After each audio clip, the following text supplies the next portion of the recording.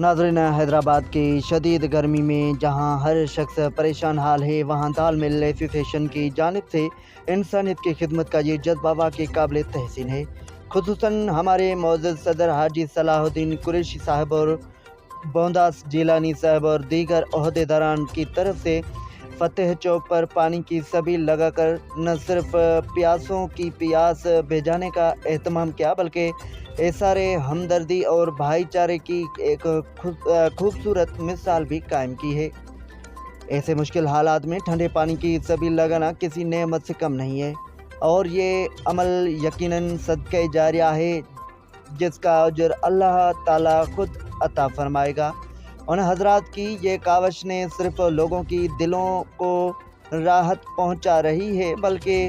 معاشرے میں خدمت خلق کے جذبے کو بھی فروغ دے رہی ہے۔ ہم دعا گو ہیں کہ اللہ تعالیٰ حاجی صلاح الدین قریشی صاحب اور